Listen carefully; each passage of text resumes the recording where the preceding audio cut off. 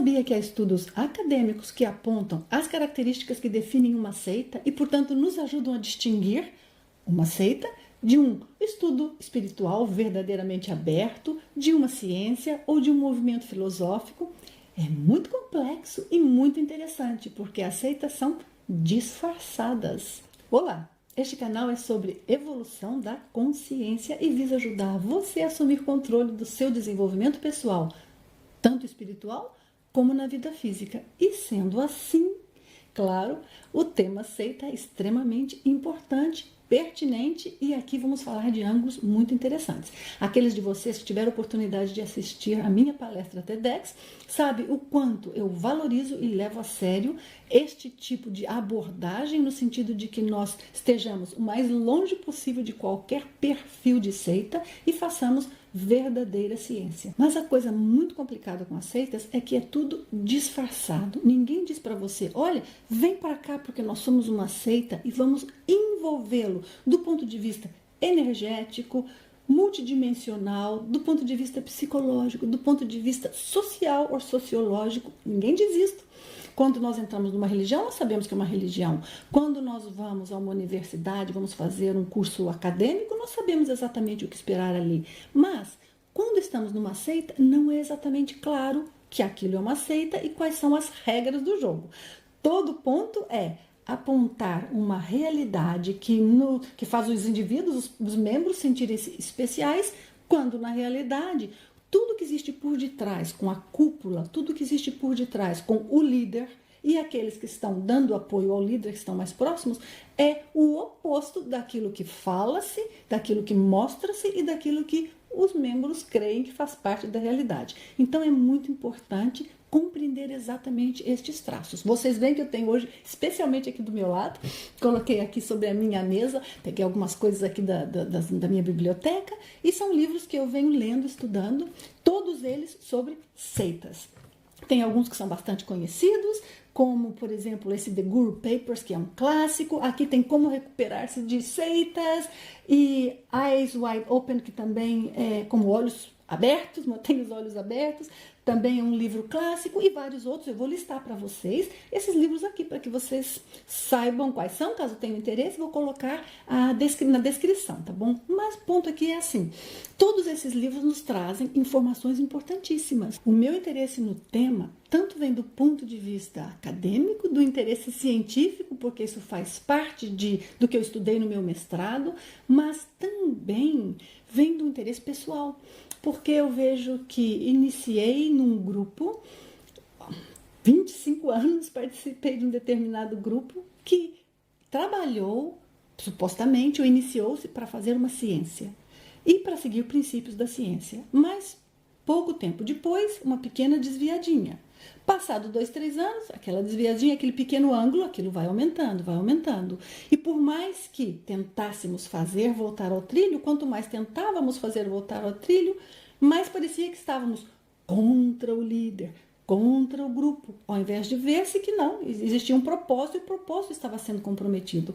Então é um pouco difícil, porque o indivíduo, quando ele está dentro do grupo, ele tem vontade de ajudar, ele tem vontade de que aquilo cresça. E principalmente no caso, quando falávamos de uma ciência para estudar aquilo que é multidimensional, puxa, isso é super importante. É o que a ciência vem fazendo, é o que eu venho fazendo dentro da comunidade científica, com vários cientistas, entrevistando pessoas, dando conferências.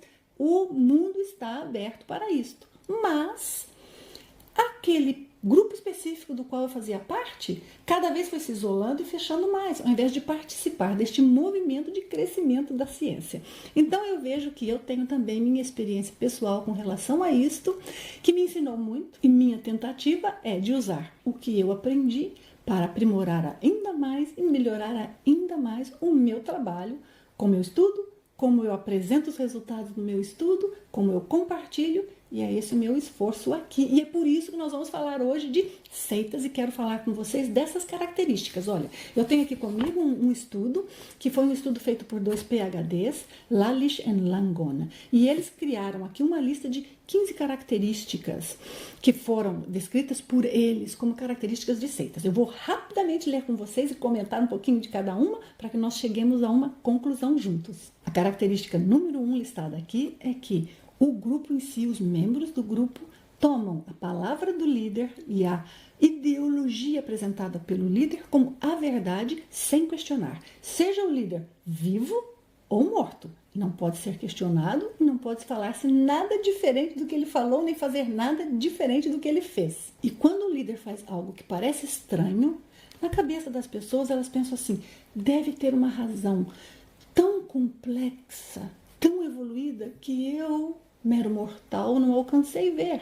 Então, certamente o líder está correto. E esse tipo de pensamento é que mantém essa condição da característica número 1. O ponto número 2 é que questionamentos a respeito do que o líder falou ou professou, perguntas ou qualquer tipo de ação que busque entender mais ou verificar o porquê são totalmente desencorajadas. Pode ser através de um deboche, você não sabe de nada, você ainda está assim? Ou pode ser, por exemplo, através de uma punição. Como você fala isto? Você está com uma má energia aí com você, seja lá qual for o nome que for dar, depende cada seita vai usar um nome específico para aquilo que eles consideram que é o mal que esteja com a pessoa, mas o fato é, ninguém pode fazer um questionamento aberto ou indireto ou em particular, se quer que seja, ao líder, porque ele é intocável. Mas ele não diz que é intocável, porque se ele disser, fica óbvio. Então, o discurso tem que ser, aqui estou, pode falar, mas na prática, ninguém pode falar nada. Característica número 3 refere-se a práticas em grupo ou reuniões em grupo, seja meditação, seja um exercício prático, seja um debate, seja uma discussão, seja uma aula, seja o que for, mas que são extremamente rotineiros, repetitivos e as pessoas têm de estar presentes. Então, por exemplo, uma reunião diária para se falar de um assunto qualquer que seja. Aquilo vai pouco a pouco alterando a forma de pensar dos membros, porque eles vão cada vez mais se adaptando àquele discurso e cada vez menos tendo uma visão de fora, uma visão crítica e tendo informações diferentes que ajudem aqueles membros a avaliar o que está sendo dito. Ponto número 4. O líder ou a liderança estabelece em minúcias como as pessoas devem conduzir-se. Então, o que é melhor elas fazerem? Se devem casar ou não?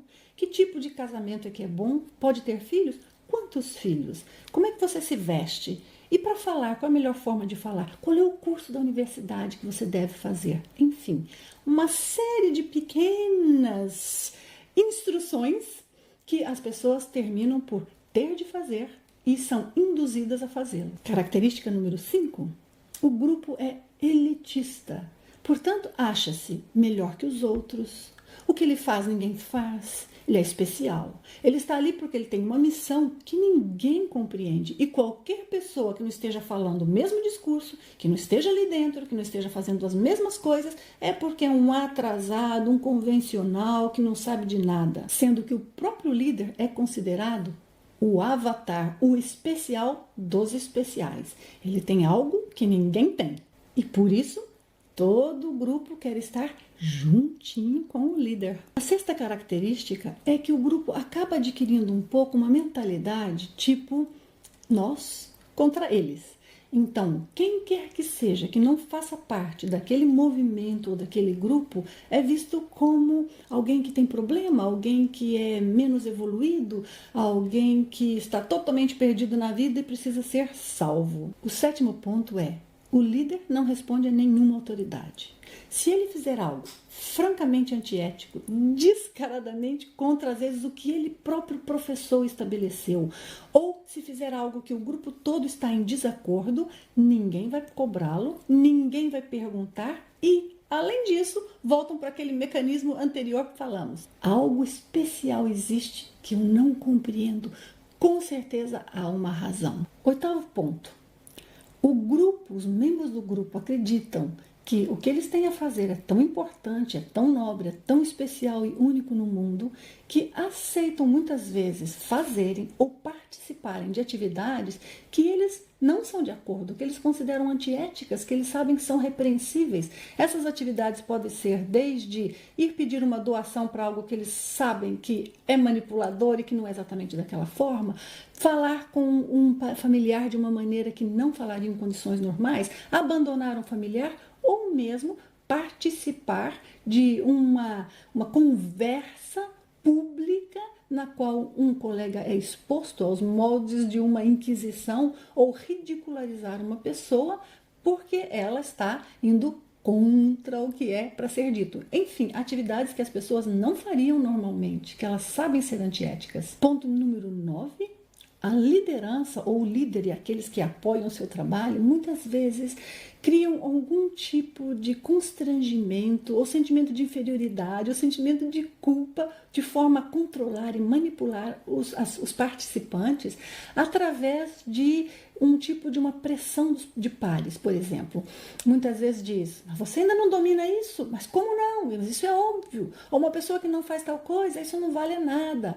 Qualquer tipo de observação que no fundo faça com que a pessoa pense, mas então eu tenho que fazer isto, então eu tenho que ser assim, então se eu não for assim está mal, se eu não for assim eu vou ser ridicularizado. E isso faz com que as pessoas pouco a pouco comecem a conformar-se àquilo que está estabelecido pelo líder e por aqueles que apoiam o líder muito de pertinho. Ponto número 10. É que a subserviência, lealdade ao líder é tão grande que as pessoas abandonam suas cidades, abandonam seus empregos, se for necessário, abandonam suas famílias para ir aonde está o líder, para ir fazer o que o líder lhe diz para fazer. Outras vezes a pessoa muda de curso, por exemplo, na universidade que está fazendo, para conformar-se ao que o líder diz ser melhor para aquela pessoa. Ponto número 11. O grupo é preocupado com trazer novos membros.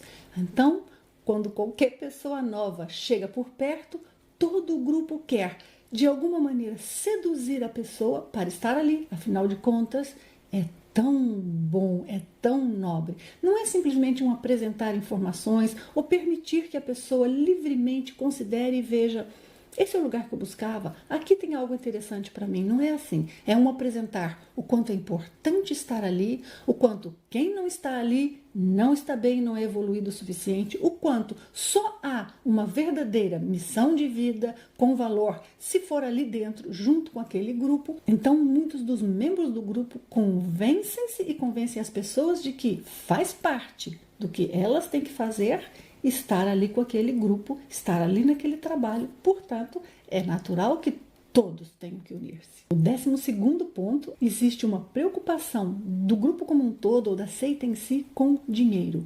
Então, há sempre regras com relação a dinheiro ou preceitos. Dinheiro não é bom, a pessoa tem que abrir mão do dinheiro, o dinheiro é o que vai fazer com que a pessoa desvie-se da sua vida ou da sua missão, ou a pessoa deve trabalhar só por amor à causa e é por isso que ela está ali, e será muito nobre se ela trabalhar sem ter nenhuma intenção ou nenhuma remuneração. Mas, por outro lado, em muitos casos, aquele indivíduo que poderá fazer uma doação de monta, ele será extremamente bem recebido, vai ter um status diferente e será muitas vezes privilegiado, porque ele é quem contribui com aquele projeto que é tão importante, um projeto que é tão nobre. Existe um aliciamento, não é exatamente o processo do dinheiro, mas o que é que o dinheiro representa para aliciar, seja para um lado ou seja para outro. Então é muito importante estudar a relação com o dinheiro que tem cada um desses grupos para se verificar se é uma seita ou não. Característica número 13. Espera-se que os membros do grupo dediquem tempo considerável para as atividades da seita. Então, seja participar das reuniões diárias ou das reuniões semanais, ou dos debates, ou das meditações, ou dos trabalhos coletivos, ou da determinada função ou tarefa que a pessoa tenha, mas não pode ser uma dedicação que não seja de grande quantidade de tempo. Se um indivíduo, por exemplo, deixa de estar presente numa das reuniões semanais ou reuniões diárias, ou passa um período que está um pouco mais ausente, imediatamente ele é chamado, ele é observado. O que está acontecendo com você? Tem alguma coisa errada? Faz tanto tempo que você não vem aqui? O que se passa que você não participa mais? Tem que estar aqui. Estando aqui, você é assistido, você é ajudado. Há um benefício estar aqui presente. Afinal de contas, você está na presença do líder. Tudo isso, no fundo, é uma manipulação para que as pessoas fiquem cada vez mais próximas e cada vez mais influenciadas por todas as ideias apresentadas, por todas as técnicas existentes por detrás e também por todo aquele aspecto energético que existe em qualquer lado, em qualquer lugar, seja onde for. Portanto, faz parte das estratégias, sejam conscientes ou não, mas de parte do líder em geral é muito consciente, o fato de manter as pessoas sempre muito pertinho. 14º ponto. Os membros do grupo são desencorajados pelo líder e pela liderança em si a terem relações com pessoas fora do grupo. Na realidade, estimula-se que sempre se tenha um tipo de relacionamento, seja profundo ou até mesmo superficial, com aqueles que compreendam a grande tarefa do grupo e que, portanto, façam parte da mesma missão. E, evidentemente, existem aqueles que são mais problemáticos quando são de fora e os menos. Porque se uma pessoa, por exemplo, tem opiniões mais fortes, se uma pessoa tem um sentido crítico mais forte, ela é extremamente mal recebida pelo grupo e, portanto, qualquer relação com aquele indivíduo é extremamente reprimida de alguma forma, desencorajada. Mas se for uma relação com alguém que já tenha saído do grupo, que tenha deixado, mais sério ainda é, porque aquela pessoa potencialmente poderia contaminar aquele amigo e que contaminaria outros do grupo, pensando também em deixar o grupo. 15º e último ponto aqui nessa lista de características deste estudo é que aqueles membros que estiveram mais fortemente integrados, quer seja porque estiveram por um tempo mais longo ou participaram mais das atividades, muitas vezes sentem de uma forma como se não houvesse vida fora do grupo, como se não houvesse nenhuma possibilidade nem nada de interesse fora do grupo, ou não pudessem existir fora do grupo.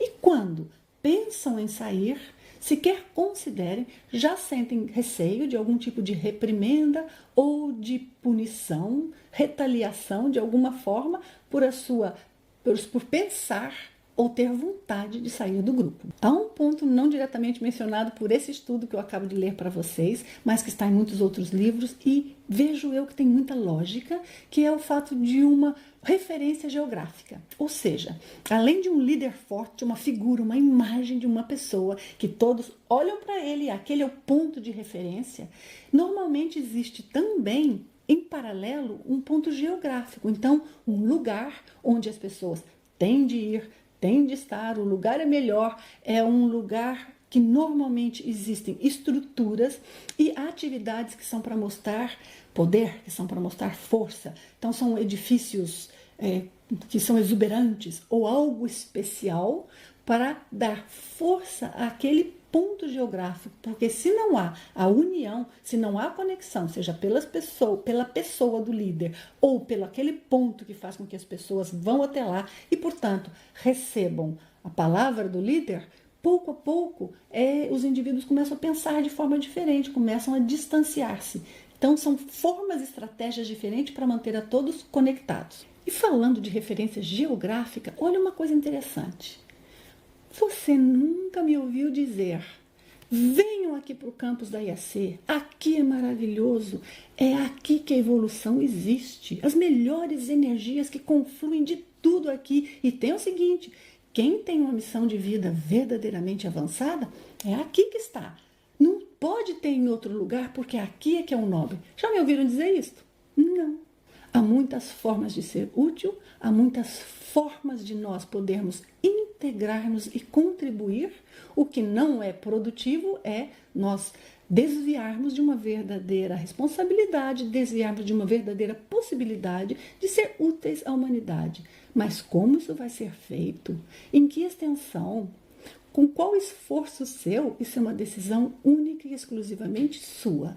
Os seus acertos são seus, os seus erros também são seus. Ninguém deve interferir. E não há evolução perfeita em lugar nenhum, muito menos no campus da IAC. Tudo é constituído por pessoas. E aqui eu sou uma das pessoas, apenas. E é isso. E pouco a pouco nós vamos nos conhecendo cada vez mais, não é assim? Perfeito. Espero que tenham gostado do debate. Eu acho super pertinente, super necessário e sinto que era algo que precisava ser esclarecido de uma forma muito ampla para que todos vocês que estão aqui comigo ou que participem de qualquer outro grupo possam pensar e decidir. Aqui eu tenho liberdade de pensamento e de ação. Portanto, estou bem. Ou não tenho. Quero ficar ou não, mas pelo menos você tem aqui uma listinha para verificar e pensar, se você quiser, obviamente. Espero que o vídeo tenha sido útil, ilustrado coisas importantes e você tenha achado as discussões interessantes. Muito obrigada e nos vemos no próximo vídeo.